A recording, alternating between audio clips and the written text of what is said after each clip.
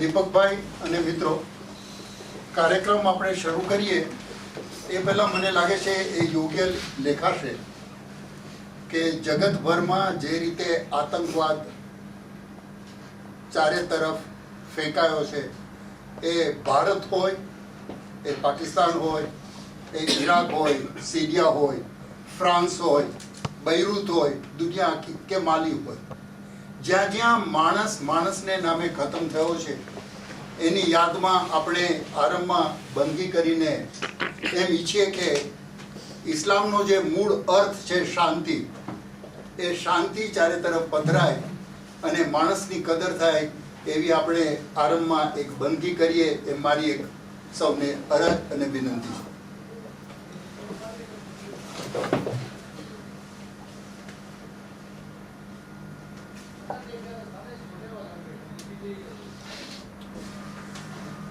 આમીન. આજનો અવસર આપણે અહીં માન્ચેસ્ટરમાં યોજી રહ્યા છે એનું મુખ્ય કારણ મારે તમને જણાવવાનું હોય નહીં. આપણું અહોભાગ્ય છે કે દીપક બારડોલીકર જેવી વ્યક્તિ આપણી વચ્ચે છે અને આજે પણ આ વયે સરસ મજાનું સાહિત્ય ગુજરાતીને ધરે છે. ગુજરાતી સાહિત્ય અકાદમીનું એ ગૌરવ છે કે એણે કોઈ કોમ, કોઈ જાતિ, કોઈ રાષ્ટ્ર કે બીજા એવા કોઈ વાડામાં જયા વગર માત્ર ગુજરાતીની ખિદમત કરી છે અને એ ગુજરાતીની ખિદમત તરીકે આપણે એક આપણા વચ્ચેના એક વડેરા ગુજરાતીનું ગૌરવ કરીએ છીએ. આમ જોવા જઈએ તો દીપકભાઈ મારે માટે કે ગુજરાતી સાહિત્ય અકાદમી માટે તદ્દન નવું નામ નથી. એ સંબંધ એમની સાથેનો 30-35 વર્ષનો ઓછામાં ઓછો, પરોક્ષ એનાથી પણ લાંબો. એ દીપકભાઈએ આપણને શું આપ્યું? અહીં આવ્યા પછી હું મારી જ વાત કરું, ગુજરાતી સાહિત્ય અકાદમીની વાત કરું, એમના કેટલા પ્રવચનો, એમનું સૌથી પહેલું પ્રવચન ગુજરાતી ભાષામાં અને સાહિત્યના ક્ષેત્રમાં પાકિસ્તાનમાં શું દિશા ને દશા છે એ વિશેનું એમનું ભાષણ વર્ષો પહેલા 85-84-85 અરસામાં બ્રેન્ડ ઇન્ડિયન એસોસિએશનના ખંડમાં થયું હતું. તે પછી એ લંડનની કદાચ એમની છેલ્લી મુલાકાત એ નારાયણ હેમચંદ્ર નગરમાં ગુજરાતી ભાષા સાહિત્યનું આપણી અકાદમીનું અધિવેશન મળેલું, ભાષા સાહિત્ય પરિષદ, એના એ અધ્યક્ષ પદે આવેલા અને એ પછી હું ન ભૂલતો હતો એ લંડન એ પછી આવી શક્યા નથી. આજે એમનો મોટો દીકરો જે રીતે હોસ્પિટલમાં માંદગીને બિછાને પણ છે, એ વચ્ચે પણ આપણે હાફેઝજી પરિવારે આપણને સૌને હૂંફ આપીને આ કાર્યક્રમમાં સામેલ થવાનું રાખ્યું છે, માટે તો મારે એમને સલામ જ કરવી પડે. પણ એક કદર દીપક બારડોલીકર એક લેખક, એક કવિ તરીકે કહેવાનું મને મન થાય કે કેવું એને આ 18 વર્ષ ઓપિનિયન ચલાવ્યું. એમાં એમણે 2 પોતાની નવલકથા અને 2 આત્મકથાઓ આપી.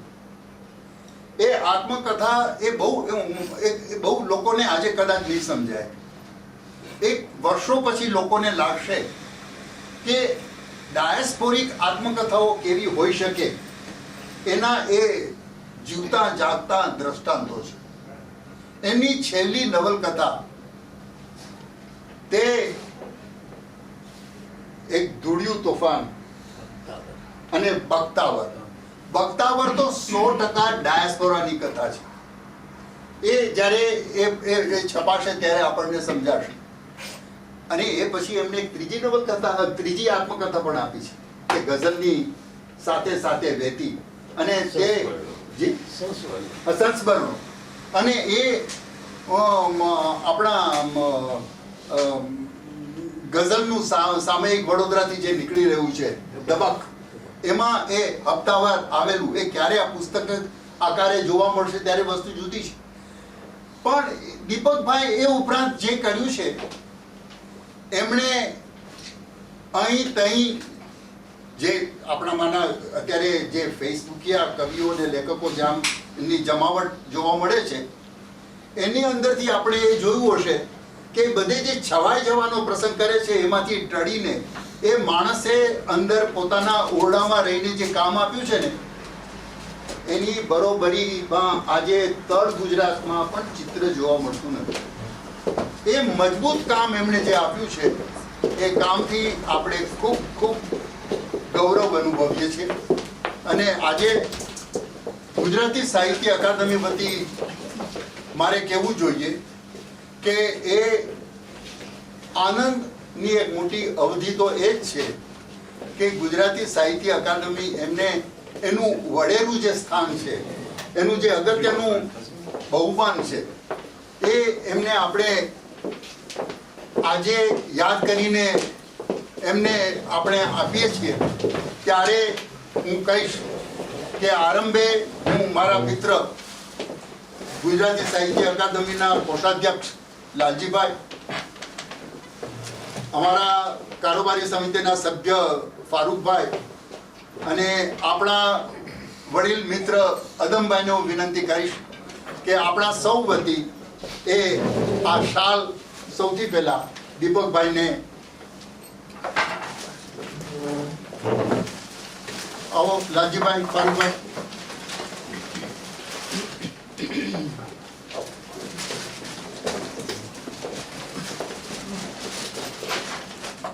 લાલજી.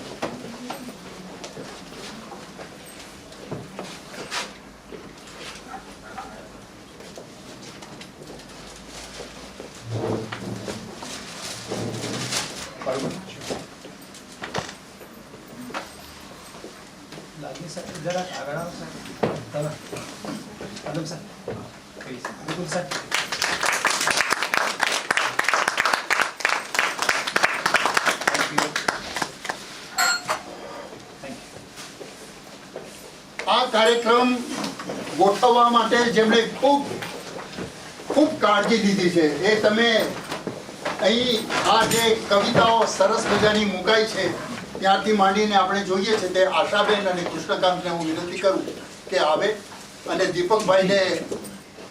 દીપકભાઈને હાર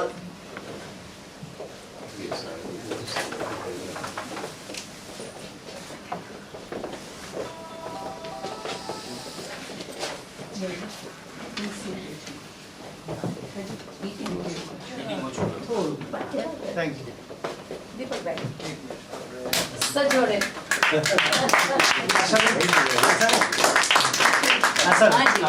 memory માટે please. Please. Thank you. અમે તો આશીર્વાદ લઈએ. અને અમારા Just a second. Thank you. Very nice. હવે 10 વર્ષ પછી રાણીનો કાવા આવશે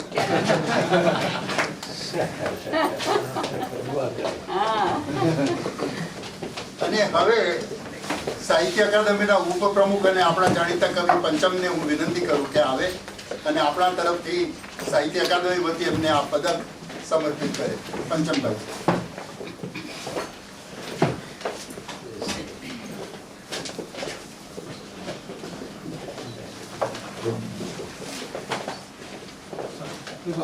અંદર આવો.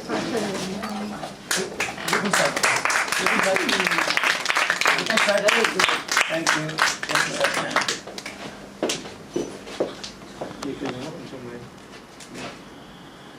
Thank you. Thank you, sir. Thank you.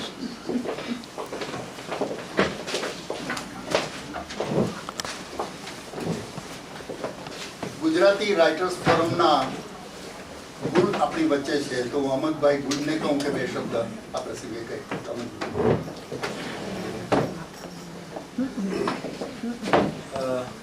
માન્ય દીપક સાહેબ, નિપુલભાઈ, સૌ મિત્રો, ભાઈઓ અને બહેનો,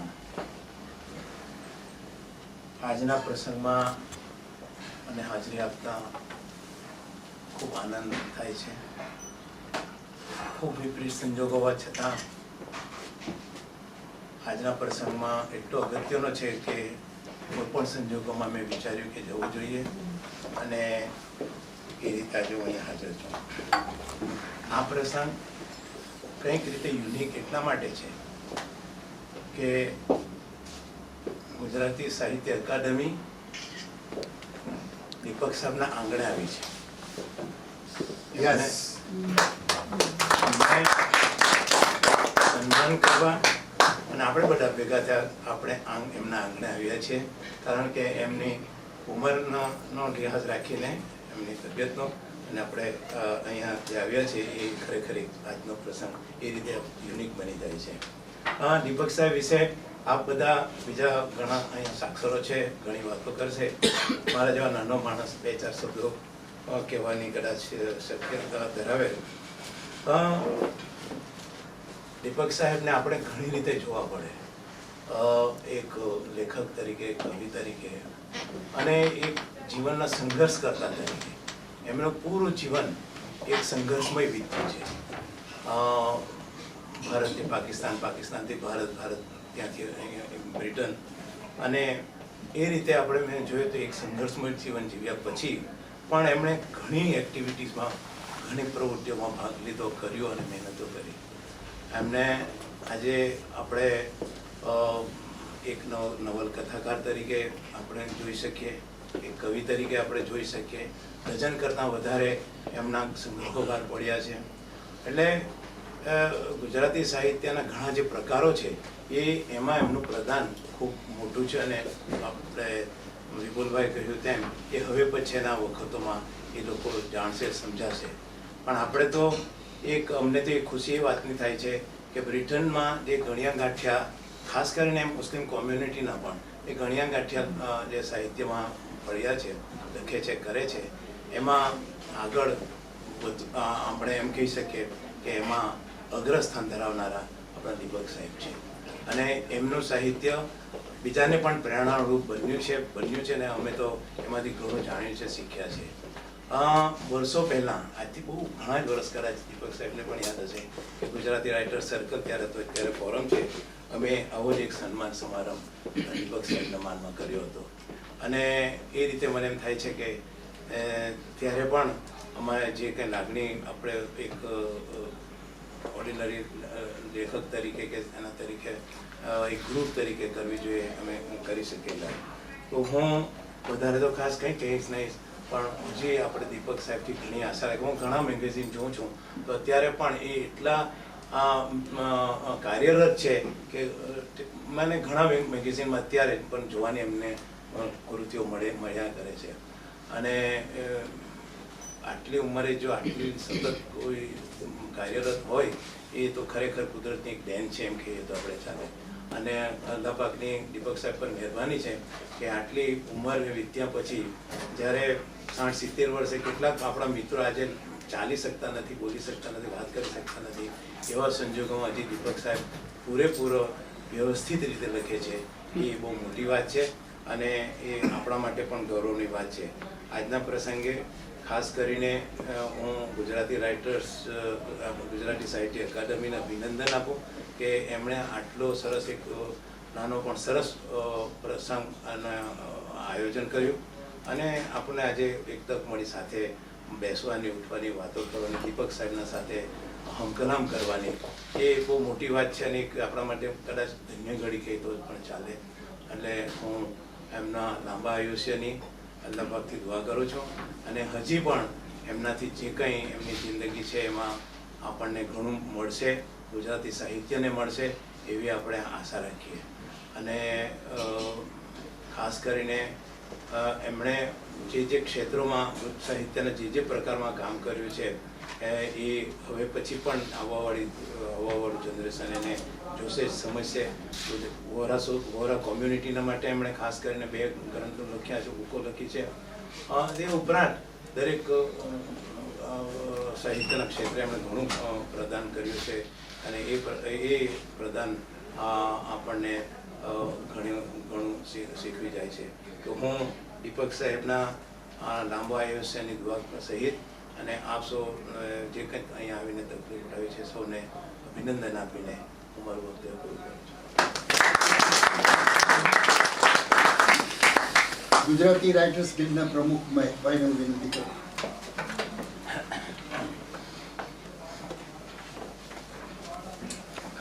આદરણીય દીપક સાહેબ, વિપુલભાઈ, મિત્રો, ભાઈઓ અને બહેનો, દીપક સાહેબ વિશે બે શબ્દો કહેવાનું મને કહ્યું એટલે એમનું જે છેલ્લું ઉલ્લિયા તે દીપક, જેમાં એમના બધા ગઝલ સંગ્રહોનો સમાવેશ થયો છે, એ વાંચતા એમાંથી જે મને સમજાયું, જે લાગણી ઉદ્ભવી, એને મને એમ થયું કે કેટલાક વાક્યોમાં આપની સમક્ષ રજૂ કરું. આ બારડોલીમાં જન્મેલા અને મીંઢોળા નદીની પડખે આવેલ સીમ સીમાડે હરતા ફરતા જેમણે પોતાનું યૌવન વિતાવ્યું હતું, તે દીપક બારડોલીકરની ગઝલો તો દેશમાં હતો ત્યારે વાંચેલી, પણ તેમને રૂબરૂમાં મળવાનો અને તેમના જ અવાજમાં તેમની ગઝલો સાંભળવાનો પ્રથમ અવસર બોલ્ટનમાં યોજાયેલા એક મુશાયરામાં પ્રાપ્ત થયો હતો. મુશાયરા સંચાલન મારા હાથમાં હતું એટલે ગુલમહોરના માણસ તરીકે એમનો પરિચય કરાવતા મેં એમનું એક જાણીતું મુક્તક રજૂ કરેલું, જે મને આજે પણ યાદ છે કે મુઠ્ઠીમાં ગુલમહોર છે ને આંખોમાં ગુલમહોર ને ખિસ્સા છે લાલ લાલ ને ખ્યાલોમાં ગુલમહોર ને માણસ છું ગુલમહોરનો, બીજું તો હોય શું, લોહીમાં ગુલમહોર છે ને શ્વાસોમાં ગુલમહોર. આ ગુલમહોરના જ નહીં પણ તડકાના પણ માણસ છે એવું મને પાછળથી આ ખુલ્લિયા તે દીપકના એક ગઝલમાંથી જાણવા મળ્યું. એ કહે છે કે હું છું તડકાનો આદમી દીપક ને મારા ખિસ્સામાં ખણખણે તડકો. આ ગુલમહોર અને તડકાના માણસે ઠેઠ 1950 થી ગઝલ સાથે દોસ્તી બાંધી હતી. ગઝલનો હાથ ઝાલ્યો હતો જે હજી આજે પણ છોડ્યો નથી. 3 દેશો સાથે એમનો નાતો એટલે એમના ચરણમાં ધૂળ, બરફ અને રેત હોવા છતાં ગઝલ સાથેનો એમનો સંબંધ હજી આજે પણ અકબંધ છે.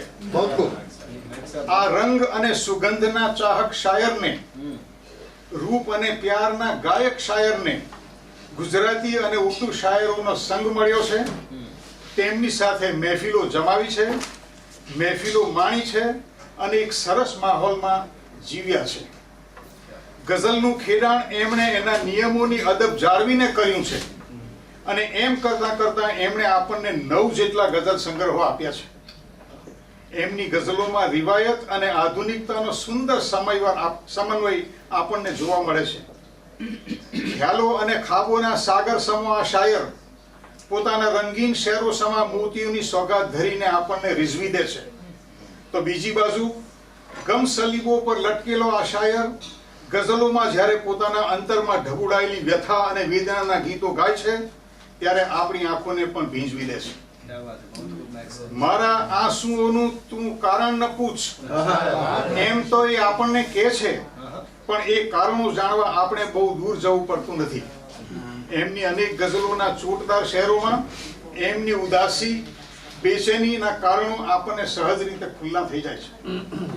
દેશ પરદેશમાં વ્યાપેલા ભ્રષ્ટાચાર અને અત્યાચારથી વળી અન્યાય તથા રોજબરોજના બોમ્બ ધડાકાઓ અને જૂઠું સિતમના લોહિયાર માહોલથી આ કવિ ત્રસ્ત છે. અને જ્યાં સત પડ્યું છે ખાટલે ને જૂઠની લાંબી જબાન છે એમ કહી પોતાના ભ્રષ્ટ દેશની અવદશાનું ચિત્ર આપણી સામે રજૂ કરી આપે છે. જીવનભર શાયરી કરતા કરતા જે કંઈ પણ હાથ લાગ્યું છે તે બધું તો ઈશ્વરની દેણગી છે, એમાં મારું કંઈ નથી એવો નમ્ર ઇકરાર કરતા આ કવિ કહે છે કે મારું તો કાંઈ પણ નથી, કિત્તો ન કિતાબ. મારું તો કાંઈ પણ નથી, કિત્તો કે ના કિતાબ. આ બોલ, ધ્વનિ, ધૂન સૌ તારું છે સાઈયા. અને છેલ્લે જીવનભર જેને આધાર સમજી આપણે સૌ મમતાપૂર્વક વળગી રહ્યા હોઈએ છીએ તેમાંની કોઈ પણ વસ્તુ કામ લાગે તેવી નથી એવો અહેસાસ જ્યારે થાય છે ત્યારે કવિ કહે છે કે શું હોડી શું તુંબણા થાલા સૌ આધાર. કે આ શું હોડી શું તુંબણા થાલા સૌ આધાર, સાવલ સંબંધ આપણો એ જ ઉતારે પાર. એવો સત્યબોધ કવિને અને આપણને સૌને થાય છે. આપણે એ છેલ્લા આધારને ભરોસે ભવસાગરમાં તરવાનું ચાલુ રાખીએ છીએ અને એમ કરતાં કરતાં અહીંની સફરને પૂરી કરી છીએ. દીપકે અનેક ઝંઝાવાતોનો સામનો કરતા કરતા આંધીઓમાં પણ જીવનભર બળતા રહી, ઝબુકતા રહી, બધે રોશની પાથરી છે. હજી પણ રોશની છે આ નગરમાં ને હજી પણ આપનો દીપક બળે છે એમ કહી તેઓ પોતાના પરોપકારી અસ્તિત્વની આપણને આજે પણ ખાતરી કરાવે છે. આપણી વચ્ચે હજી જ્યારે આ દીપક પ્રજ્વલિત છે તો એની જ્યોતથી જ્યોત જલાવી એમની માફક આપણે પણ અન્યો માટે જીવતા શીખીએ તો એમના જીવન કવનમાંથી આપણે કંઈક પામ્યા છીએ, કંઈક શીખ્યા છીએ એવું કહી શકાય. દીપક સાહેબ, આપ અમારા માનના સન્માનના ખરેખર હકદાર છો. અલ્લાહ પાક આપને અંતિમ શ્વાસ સુધી ગુલાબો શા ગુલાબી રંગમાં અને પરમ આનંદમાં રાખે એ જ દુઆ સાથે આપને મુબારક.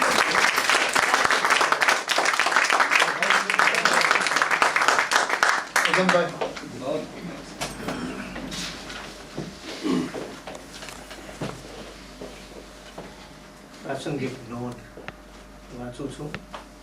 આદરણીય દીપક સાહેબ, વિપુલભાઈ અને આપ સૌ મિત્રો, દીપક બારડોલીકર ભાષાના વેગધારી 23મી નવેમ્બર 2015ના રોજ આપણા મૂર્ધન્ય સાહિત્યકાર દીપક બારડોલીકરે જીવનયાત્રાના 90 વર્ષ પૂરા કર્યા. તેનો પ્રથમ હરખ વિપુલ કલ્યાણીએ કર્યું. વિપુલભાઈએ ઈમેલથી જાણ કરી કે યુકેની ગુજરાતી સાહિત્ય અકાદમીના ઉપક્રમે આપણા આ વરિષ્ઠ સાહિત્યકાર, પત્રકાર, વિચારકની લેખનીને પોંખવા અને એમની નિસ્બતને સલામ કરવા માન્ચેસ્ટર ખાતે મળીએ છીએ. વિપુલભાઈ અને અકાદમીના મિત્રો લંડનમાં, દીપક સાહેબ માન્ચેસ્ટર, એક દક્ષિણે બીજા ઉત્તરે, બંને વચ્ચે 200 માઇલનું અંતર, પણ એમને જોડનાર કડી તે માતૃભાષા પ્રીતિ. બ્રિટનમાં ગુજરાતી ભાષા જીવે અને જળવાય એ જ દખના, એ જ ખેવના, એ જ લગન, એ જ રતન. નિમંત્રણ પત્રમાં વિપુલભાઈએ દીપક સાહેબનો એક મક્તા શેર ટાંક્યો છે. ગુર્જરીનો કવિ છું હું દીપક, હું નથી એક દેશનો માણસ. દીપક સાહેબનો પરિચય અનેક રીતે આપી શકાય, પણ એમને મન તો ગુજરાતીનો કવિ છું એટલું જ પર્યાપ્ત છે. તો વળી આ કવિએ બ્રિટનમાં ગુજરાતી ભાષાના જતનને સમર્પિત એવા ગુર્જરી દાસ વિપુલ કલ્યાણી માટે નજમ લખી છે. બ્રિટનમાં ગુજરાતી ભાષાને ટકાવવામાં વિપુલભાઈનો અડીખમ ટેકો, એમના છત્તર નીચે ભાષા સાહિત્યની કંઈ કેટલીય પ્રવૃત્તિઓ ચાલતી રહી અને તેથી જ દીપક સાહેબ કહે છે કે કેવો માણસ છે શું કહું લોકો, કેવો માણસ છે શું કહું લોકો, ગુર્જરીનું છે છાપરું લોકો. કેવો માણસ છે શું કહું લોકો, ગુર્જરીનું છે છાપરું લોકો, એનો થેલો એ એક દફતર છે, એનો થેલો એ એક દફતર છે, એ જ તકિયો ને એ જ બિસ્તર છે. આખી નજમમાંથી પસાર થતા પ્રતીતિ થાય કે આ વ્યક્તિ વિશેષની કૃતિ નથી, આ છે ભાષા દાઝનું કાવ્ય. આજનો આ પ્રસંગ પણ ગુજરાતી ભાષા પ્રત્યેના અનુરાગનો જ ઉત્સવ છે અને તે દીપક સાહેબની વર્ષગાંઠ તારે ઉજવાય છે એ એનું ઔચિત્ય છે. દીપક સાહેબ હું નથી એક દેશનો માણસ એવું કહે છે ત્યારે એમનો સંકેત એમના ભારત, પાકિસ્તાન, બ્રિટન નિવાસ તરફ છે. દેશાટન કે વિદેશમાં વસવાટ એ ગુજરાતીઓ માટે સામાન્ય બાબત ગણાય.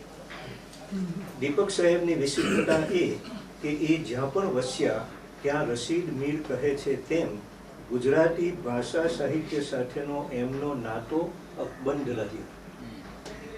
જે તે દેશના પરિવેશ, લોકજીવન, ચેતના, સંવેદનને કરારૂપ આપી એમણે સાહિત્ય સર્જન કર્યું. એમની ખાના બદોશી અને દેશાવળી લેખે લાગી અને નિષ્કાસનની અનુભૂતિએ એમની ભાવ સૃષ્ટિને સમૃદ્ધ કરી દીધી. બાળપણ, કિશોરાવસ્થા, યુવાની ભારતમાં વ્યાયામ, કુસ્તી, ખેલકૂદની સાથે ગઝલમાં પણ રસ. ગુજરાતી ગઝલનો એ સુવર્ણકાળ.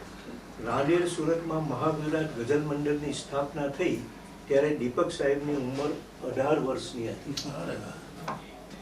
આ વાતાવરણે દીપક સાહેબને ગઝલ મરમી બનાવી. 1960 પછીના 3 દાયકા કરાચી, ત્યાં એ ગઝલ સર્જન, પત્રકારત્વ, સાહિત્યિક સંસ્થાઓ, સમારંભોમાં ગળાડૂબ.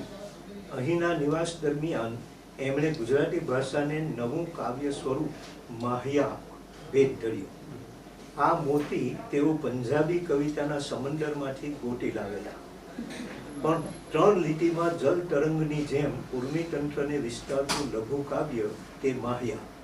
ના વાત કરું ખોટી, તું તારી સખીઓમાં લાગે છે ખરું મોટી. પાકિસ્તાનમાં અડધી સદીના ગાળામાં જે ગુજરાતી ગઝલ સર્જન થયું તેનો પ્રતિનિધિ સંચય વિદેશી ગઝલોનું સંપાદન દીપક સાહેબે કર્યું. ગુજરાતી સાહિત્યના ઇતિહાસમાં પાકિસ્તાનના ગુજરાતી સાહિત્ય વિશેની માહિતી માટે આ મૂલ્યવાન દસ્તાવેજ ગણાય. 1990માં બ્રિટન સ્થિત થયા. અહીં ઇયત્તા અને ગુણવત્તાની દ્રષ્ટિએ એમણે નોંધપાત્ર સાહિત્ય સર્જન કર્યું અને કરે છે. વૈવિધ્યસભર પણ ખરું. અનેક સાહિત્ય સ્વરૂપો એમણે અજમાવ્યા. ગઝલ, નઝમ, અછાંદસ, રૂબાઈ, નવલિકા, નવલકથા, આત્મકથા, રેખાચિત્રો, લઘુ કાવ્યો, ઇતિહાસ અને તાજેતરમાં ભક્તિમય સ્તુતિ કાવ્યો. હું 91માં બ્રિટન વસવા આવ્યો ત્યારે ભાષા સાહિત્યની દ્રષ્ટિએ અનન્ય વાસ હશે એવી મનમાં ભીતિ હતી. પણ અહીં દીપક સાહેબ અને ત્યાં લંડનમાં વિપુલ કલ્યાણી બેઠા છે એ વાતે આશ્વસ્ત થયો. દીપક સાહેબના માન્ચેસ્ટર ખાતેના રહેઠાણે એમની સાથે મુલાકાત કરવાના અનેક પ્રસંગો પ્રાપ્ત થયા. આ મુલાકાતો દરમિયાન મધુરાય, જેને એમના વ્યક્તિત્વની પારદર્શિતા કહે છે, અને વિપુલભાઈ જે નિસ્બતની વાત કરે છે તેનો મને જાત અનુભવ થયો. દીપક સાહેબનો આગ્રહ સાહિત્યિક પ્રવૃત્તિઓની ગળીમાં સચવાવી જોઈએ એવો. સાહિત્ય કૃતિના મૂલ્યાંકન માટેના એમના માપદંડ ઊંચા. એમાં તોડ, સમાધાન, આંખ મીચામણા કે બાંધછોડ નહીં. અહીં ચાલતી સાહિત્યિક પ્રવૃત્તિ નિમ્ન સ્તરની લાગે એટલે એ ત્યાંથી ખસી જાય, અલિપ્ત રહે. તેઓ હાઈ બ્રાઉ, ઉચ્ચ ભ્રુ છે એવું નથી. એમના મતે સાહિત્ય સર્જન ગંભીર પ્રવૃત્તિ છે અને એ માટે પરિશીલન અને સાધના અપેક્ષિત છે. અમૃત ઘાયલ કહે છે તેમ કંઈક કર્યા ઉજાગરા ઘાયલ, માંડ ત્યારે આ ગઝલ ઉગી છે. દીપક સાહેબ પોતાના માટે ઉચ્ચતમ લક્ષ્ય રાખે છે. જાતને ટપાલતા હોય તેમ ઘાયલની ગઝલોનો મહિમા કરતા કહે છે, આપણે દીપક શું લખવાના ગઝલ, એ છે અમૃતલાલ ઘાયલનો પ્રદેશ. અલબત્ત ગુજરાતના ગઝલ રસિકો જાણે છે કે દીપક બારડોલીકરનો પણ એ જ પ્રદેશમાં વિહાર છે. આ પ્રસંગ નાનો સૂનો નથી. આજે તારીખ 22/11/2015ના રોજ આપણે ભેગા થયા છીએ તેની પાછળનું પ્રેરક બળ તે ગુજરાતી ભાષા માટેની આપણી કન્સર્ન, આપણી નિસ્બત, ભાષા દાસ. બ્રિટિશ ગુજરાતી ભાષા સાહિત્યના ઇતિહાસના સર્જકો પૈકીની બ્રિટિશ ગુજરાતી ભાષા સાહિત્યના ઇતિહાસના સર્જકો પૈકીની 2 શિરમોર વિભૂતિઓ આપણી વચ્ચે ઉપસ્થિત છે, દીપક બારડોલીકર અને વિપુલ કલ્યાણ. નિમંત્રણ પત્રમાં જે અવતરણ તાક્યું એમાં દીપક સાહેબના પ્રદાન માટે 2 વિશેષણ પ્રયોજાયા છે, અપૂર્વ અને અનન્ય. બ્રિટિશ ગુજરાતી સાહિત્ય સંદર્ભે જ નહીં, બૃહદ ગુજરાતી સાહિત્યના પરિપ્રેક્ષમાં પણ આ વિશેષણો યથાર્થ અને ઉપયુક્ત છે.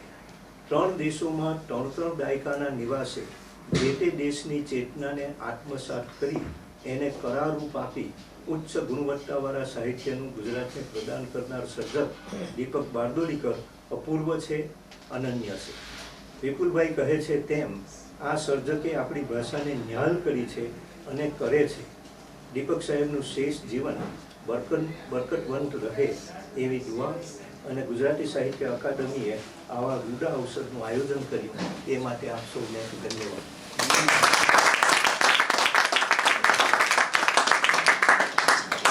હાફેઝજી પરિવાર વતી અસ્માબેનને વિનંતી કરવાની. અસ્માબેન હાફેઝજી.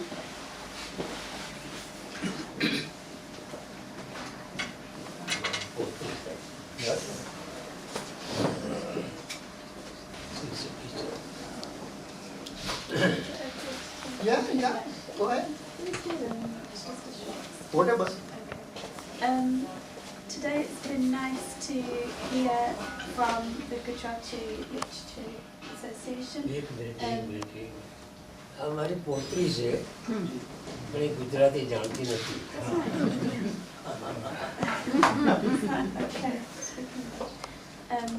So it's really nice to hear everybody honouring him and recognising his work throughout the years. He speaks a lot about everybody and about his past, and one of my favourite moments was visiting him to hear about his time in India and his time writing and being a journalist. In our personal lives, he is the grandparent that we have, and we're very close to him. He's not only our grandfather, he's also our teacher and our guide. The most important memories that I have with my grandfather are when we go to visit him and he teaches us about etiquette between right and wrong, and also about how to treat others and education. Education has been the most important thing for all of us, and my grandfather has supported me throughout my whole life, and just recently he's also attended my graduation, which was a really special moment for us both. And today is just a celebration to celebrate and to thank him for always being there for us, for guiding us, and for always being there in every way. Thank you.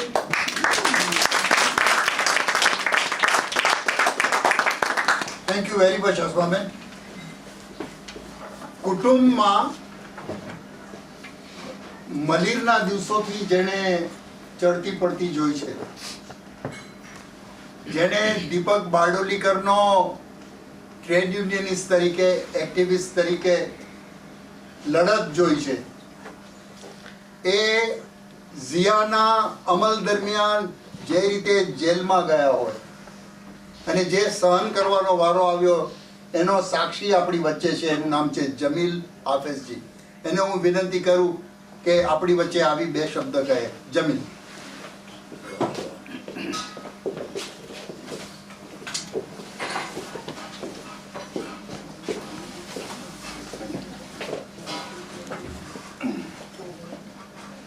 I'd like to say thank you very much to all of you as you are, especially to Vipulbhai and Ashaben to organize such a wonderful event. And on behalf of the Gujarati Literature Association, I'd just like to say thank you to begin with anything. I arrived back in 1986 into UK, and in 1990 I heard the sad news that my mother passed away. So in 1990 I decided to go back to Karachi and persuade to my father to come and join us in UK. My brother was only 15 at that time, and so I spent a little bit of time in Karachi persuading my father that please come with us, come with me to the UK. So he decided finally, after a lot of thoughts, thinking, and in 1990 he decided to come to UK and stay with us. I was running at that time a newsagent shop with my family, and with the help of and the support of my family, I managed to bring my father and my brother to UK in 1990. From there, there was few struggles happens, ups and downs happens, and my father had to move to a place called in West Midland, Walsall as well, for a few years because my brother was getting educated in Islamic school. So he had to move out from Manchester and stayed a short while, a few years in Walsall. But he continued with his writing and with his literature.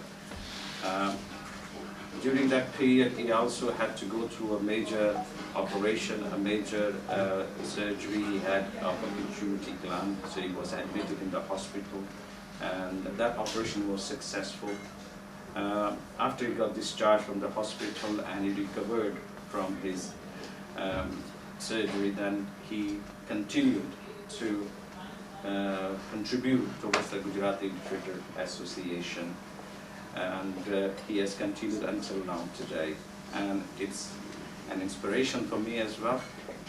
My actual background now is from aviation industry, and that's what it innovates me and it inspires me basically. So I have continued to work now in aviation industry, but my father is retired, but he still is continued and is contributing whatever he can for Gujarati Association. When he was in Pakistan, I remember, I remember he always had books in his hand. And even though on his days off, he used to stay at home and used to just continue writing, reading, that was his subject. He had very close interest in the politics as well. So lots of people used to come to my house to seek guidance from him regarding the politics as well. He was a very active member for Pakistan People's Party when the late Bhutto was alive before his assassination. And he has received recognition from him directly. I still have that letter he wrote for him for his hard work, and I still have a copy of that with me. So his hard work has been recognized in Pakistan. Don Gujarati, everybody is very know about that one, and he was very active over there with his poetry and literature. So he's continued. So I'd just like to say thank you to Gujarati Literature Association of the UK. People, thank you very much. Ashaben, thank you very much. Thank you all.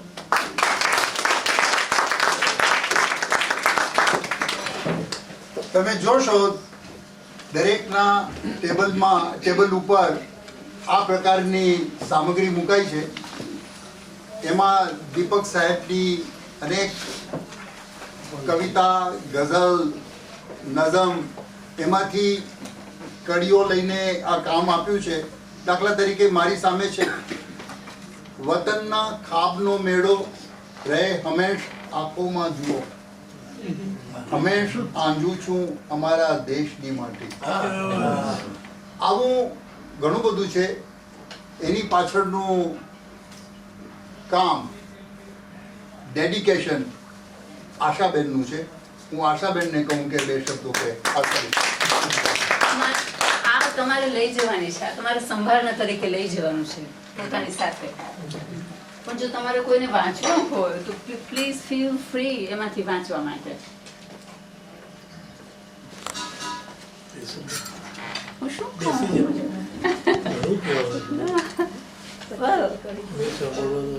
Okay, હું આમાંથી વાંચું છું.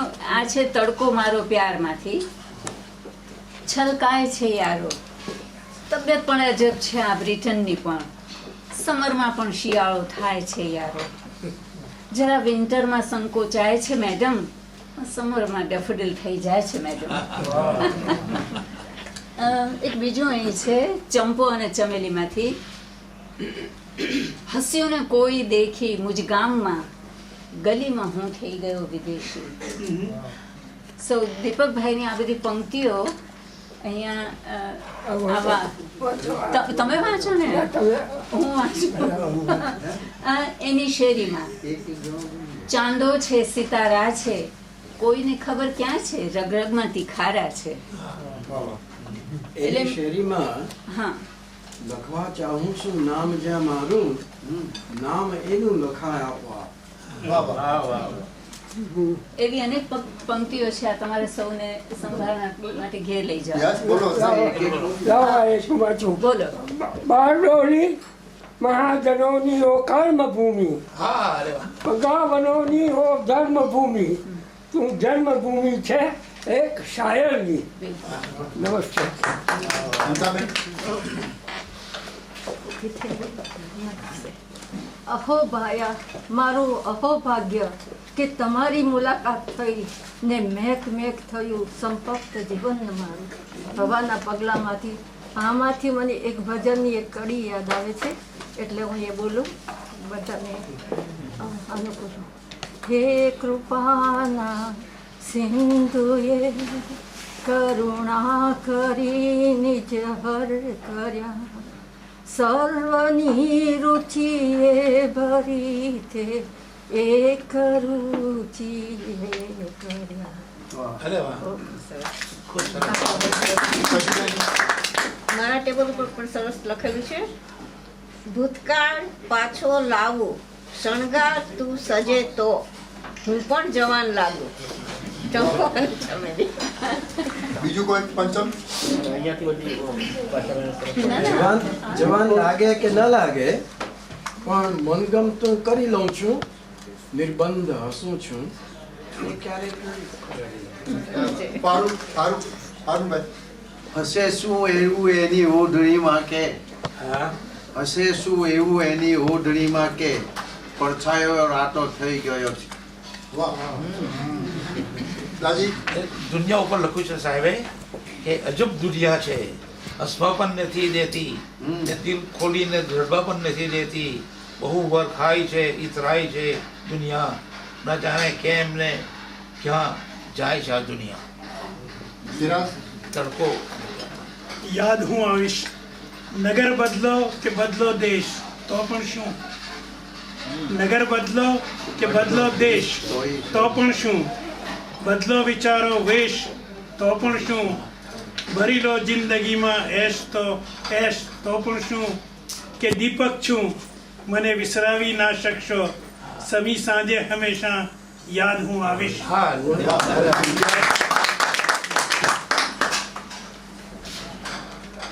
શક્ય હોય તો શક્ય હોય તો કર કદી આવી કમાલ, શક્ય હોય તો કર કદી આવી કમાલ, રાખ કોરા પગ અને પાણીમાં ચાલ, રાખ કોરા પગ અને પાણીમાં ચાલ, એની શેરી. ફારૂક,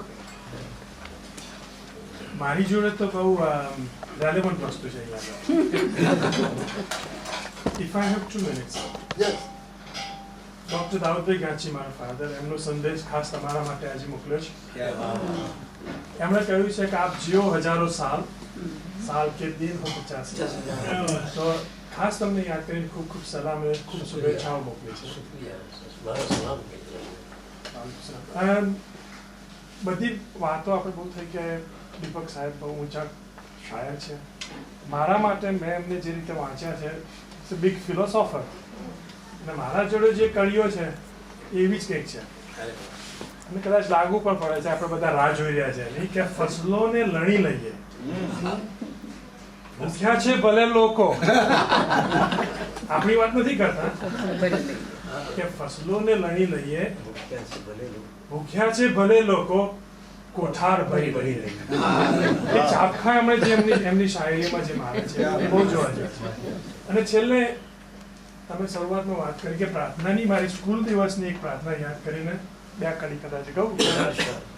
મૈત્રી ભાવનું પવિત્ર ઝરણું મુજ હૈયામાં વહ્યા કરે, શુભ થાઓ આ સકળ વિશ્વનું, એવી ભાવના નિત્ય રહે, એવી ભાવના નિત્ય રહે. Thank you.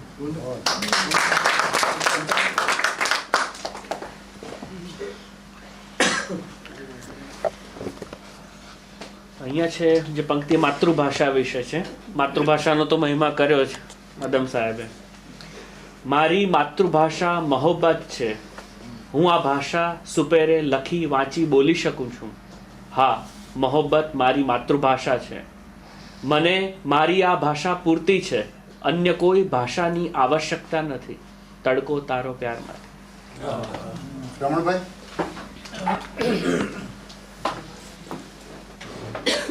દીપકભાઈને હું સાહેબ નથી કહેતો, ભાઈ કહું છું, વડીલ છે.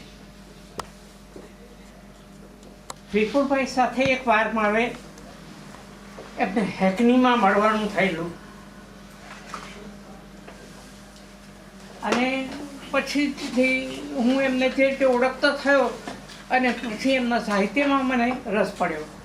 ઓપિનિયનમાં જે ધારાવાહી બધું ગયું એની કોપી તો હમણાં છેલ્લા મહિના સુધી મારી પાસે હતી, 12 વર્ષની બધી કેટલી એ કોપી. અને કોઈ ડૉક્ટરને જરૂર પડી, એમણે મને રિક્વેસ્ટ કરી કે મને આ ઓપિનિયન આપી દો. ત્યારે મને થયું કે મારી ટિકિટ પણ રેડી છે, એમને આપી દીધેલું સારું આ છે. પણ લંડનથી અહીંયા આવું છું ત્યારે એક વાત કહેવાની ઈચ્છા થાય છે કે તમે હજુ તો 90 પર આવ્યા છો, પણ ત્યાં અટકવાનું નથી. અમારે 3 ફિગર જોઈએ છે. અને એક યાદ રાખજો કે તમારે માટે ઉપર જગ્યા નથી, હું જઈને મારી લાગવગથી એ જગ્યા કરીશ.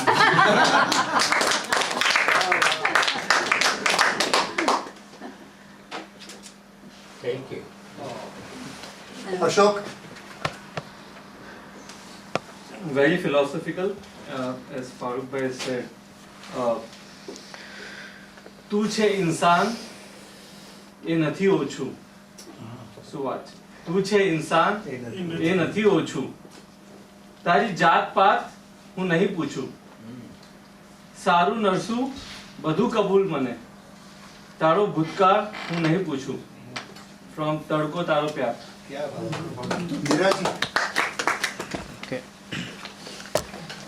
મારી પાસે અહીંયા એક છે, એક જાહેર ખબર.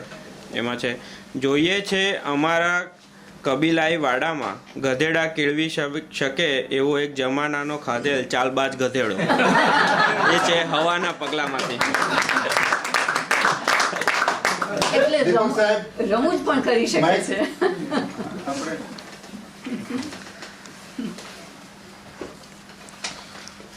મારા જૂના ઘરની બારી, એ ભાંગી તૂટી બારી કેમે કરી મારાથી વિસરાતી નથી. મારા જૂના ઘરની બારી. મારા પાસે તો મારો માનીતો સબ્જેક્ટ જ આવ્યો છે. ઓજસ ગ્રહી લઉં છું કારણ કે માની વાત છે અને મેં માના ઉપર થોડું ઘણું લખ્યું છે. ઓજસ ગ્રહી લઉં છું, દરરોજ દીપ ટાણે માને સ્મરણી લઉં છું. ચંપો અને ચમેલીમાંથી. અંતમાં આપણે દીવક સાહેબને આપણે ભવ્ય લાંબા આયુષ્યની આપણે દુઆ તો કરી, પણ મને જરાક એકાદ બે શબ્દો ઉમેરવાનું મન થયું. તંદુરસ્તીના શબ્દો. જી, તંદુરસ્તીના શબ્દો.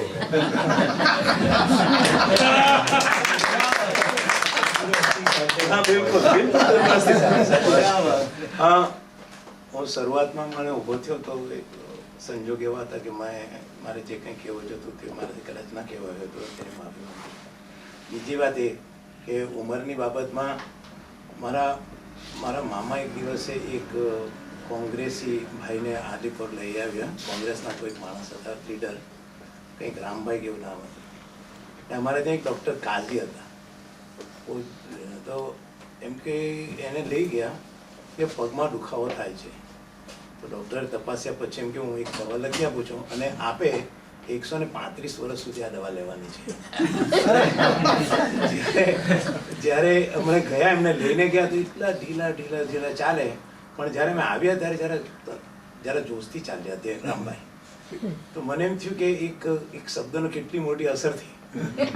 આપણે દીપક સાહેબને લાંબા આયુષ્યની એવી જ ઈચ્છા રાખીએ કે લગભગ એમને 3 ડિજિટલની વાત કરીએ, એનાથી પણ આગળ જીવન આપે અને એમનાથી ખૂબ ખૂબ હજુ સાહિત્યની સેવા થાય એવી ફરીથી મારું તો બહુ જ છે. ગપ્પા હવે ન ચાલે, આજે તો છોકરા પણ સૌ .com જાણે. હું એવી છું કે હું મોબાઈલ પણ નથી વાપરી શકતી, કમ્પ્યુટર વાપરી શકતી, એટલે મારા માટે એકદમ યોગ્ય છે. હવે દીપક સાહેબ, સાચી વાત છે. હવે તમારો પ્રતિભાવ. અમારો પ્રતિભાવ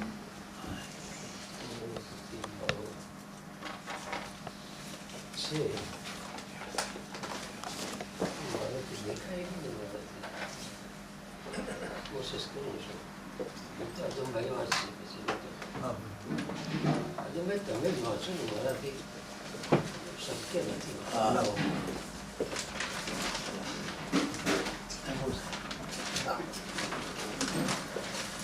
એક કાર્ય છે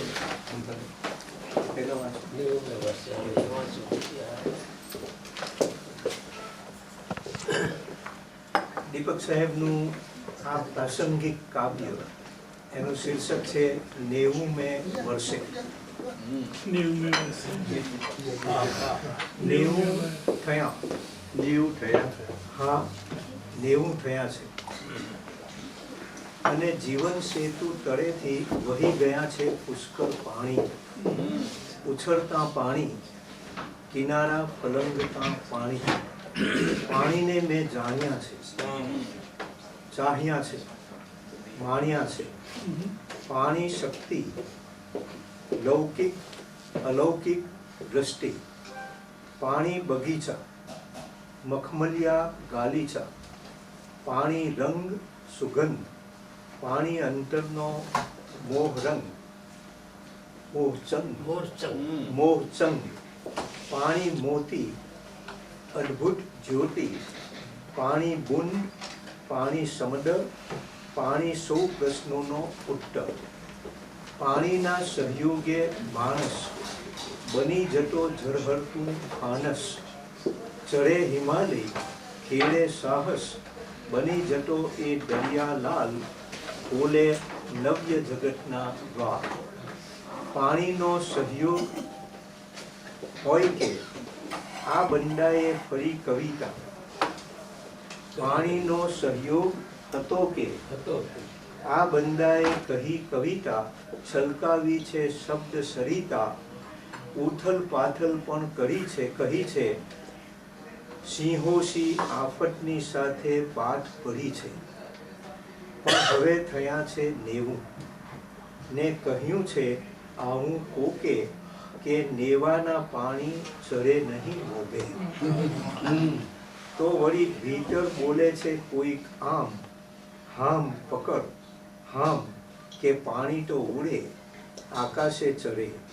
પડે સૈલાબ બને પાતાળે પૂગે. પાણી રોકાતા નથી, પાણી ખોવાતા નથી. પાણી ભલે ને એ 90 થાય કે 99, પરઘે છે પાણીનું ગાણું. હું તો બસ એટલું જાણું.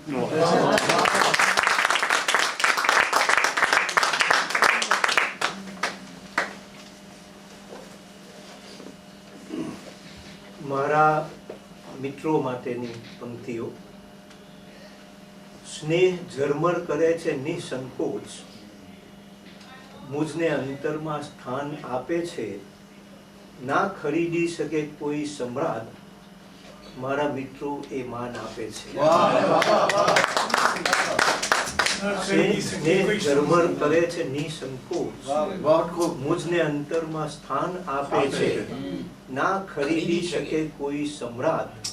મારા મિત્રો એ માન આપે છે. અવળું સવળું હું બોલતો રહું છું, એનો રસપ્રદ જવાબ આપે છે. પાંદડાની કરું અગર ઈચ્છા, મારા મિત્રો ગુલાબ આપે છે. અવળું સવળું હું બોલતો રહું છું, એનો રસપ્રદ જવાબ આપે છે. પાંદડાની કરું અગર ઈચ્છા, મારા મિત્રો ગુલાબ આપે છે. મિસાલી આ કાર્ય મિત્રોનું કે છે દીપકની વાત સંકોરી. સ્નેહે સિંચ્યો છે હોંસલો રંગ રગ. છે મિસાલી આ કાર્ય મિત્રોનું કે છે દીપકની વાત સંકોરી. સ્નેહે સિંચ્યો છે હોંસલો રગ. બેઠો કીધો છે મુજને ધંધોરી. ખેત વાળીને આપે વરસાદો ને પહાડોને રાખે છે મક્કમ. મારો અલ્લાહ મારા મિત્રોને આપે અરબી સમુદ્રનો દમખમ. આપણે આપણે સૌએ દીપક સાહેબ માટે દુઆ કરી અને દીપક સાહેબે આપણા માટે દુઆ કરી. અલ્લાહ કબૂલ કરે. આમીન.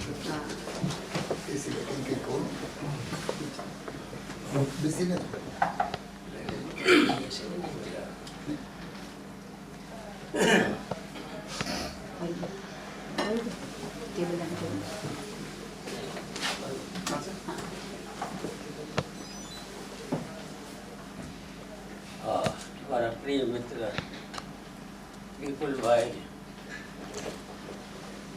ફારૂકભાઈ, આદમભાઈ, મહેકભાઈ, કુબુલભાઈ, આશાબેન અને કુંજબેન અને બીજા બધા મિત્રો બધાના પંચમભાઈ અને બધા એ સૌનો હું આભાર માનું છું કે એમણે મારા માટે હૃદયપૂર્વક લાગણીપૂર્વક આ સમારંભ યોજીને મારું બહુમાન કરવાની એમની ઈચ્છા એ હતી લાંબા સમયથી, એ આજે પૂરી કરી છે. મારા વિશે ઘણું કહેવાયું, જો કે એટલો બધો એ બધી વાતોનો હું એટલો બધો હકદાર અને લાયક માણસ નથી. હું તો બહુ નાનો માણસ છું. બારડોલીમાં જન્મ્યો અને બારડોલીમાં મોટો થયો. બારડોલીએ મને ભાષા આપી અને શબ્દ સાથે સંબંધ બોલી આપી. બારડોલીએ મને એ સિવાય બીજું ઘણું આપ્યું છે. આઝાદી શું છે એ બારડોલીએ મને સમજાવ્યું.